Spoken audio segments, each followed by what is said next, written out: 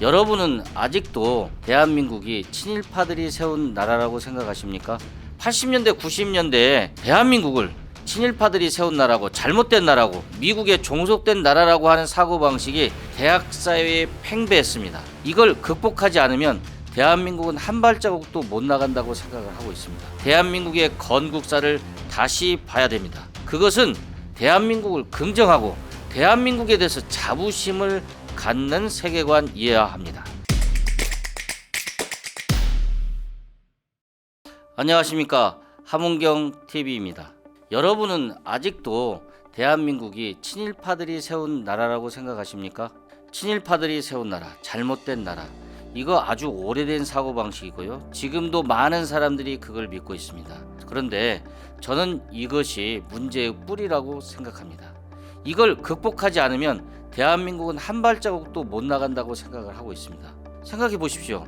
잘못된 나라인 대한민국이 어떻게 항일운동, 독립운동을 앞장세운 북한보다 더 뛰어난 성과를 만들어냈습니까?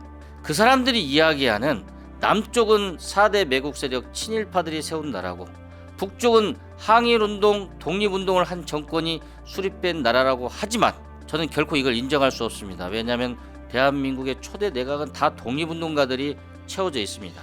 70년이 흘러온 지금 결과, 그 결과가 어떻습니까? 북한은 1인 왕조 체제의 다름 아닙니다. 국민들은 헐벗고 굶주려서 북한에서 탈출하기에 급급합니다. 그에 반해서 남쪽은, 대한민국은 민주국가로서 세계 10위권의 경제력을 가지고 있고 세계 최강의 국가로 나아가고 있습니다. 이것은 잘 만들어진 나라, 출발이 좋았던 나라였기 때문에 가능한 일이었지, 친일파들이 세워서 잘못 만들어진 나라가 이룰 수 없는 성과입니다. 그럼에도 불구하고 많은 대한민국 사람들은 자신이 세워진 대한민국의 건국사에 대해서 잘못된 생각을 가지고 있습니다.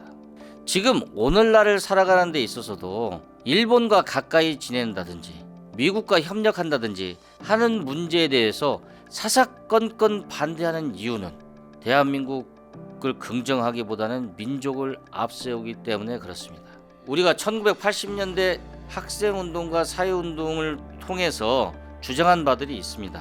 물론 학생운동과 사회운동을 끌어내는데 그 밑바닥 사상 이념은 사회주의 공산주의였습니다. 막스 레닌주의, 마오 사상 등등 급기야는 주체 사상까지 받아들였습니다. 그러나 대다수 학생운동을 움직였던 힘은 사실은 역사관이고 대한민국에 대한 인식이었습니다. 대한민국을 친일파들이 세운 나라고, 잘못된 나라고, 미국에 종속된 나라라고 하는 사고방식이 대학사회에 팽배했습니다. 80년대, 90년대에 백만학도라고 자랑하던 그 학생들은 그러한 사고에 노출되어 있었고, 항상 왜 반독재 민주화 투쟁에 앞장서야 되는지에 대한 설명으로서 그런 이야기를 들어왔습니다. 지금 그들이 20년이 흘러서 40대, 50대가 되었습니다. 나이 드신 선배님들, 60대, 70대 분들이 자기 아들뻘인 40대, 50대하고 대화가 안 된다고 이야기합니다.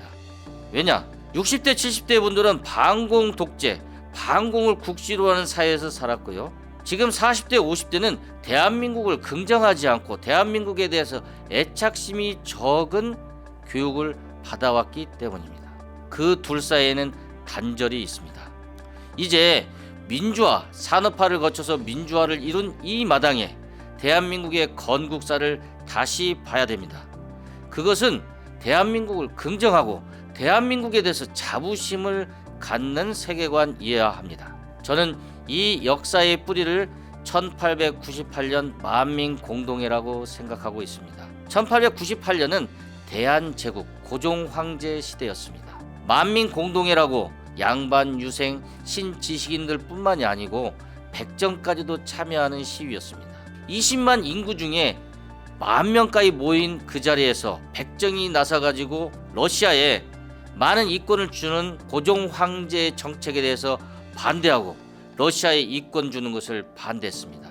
결국은 그것을 막아냈습니다. 이런 경험이 바로 민주공화국을 만들어낸 것입니다.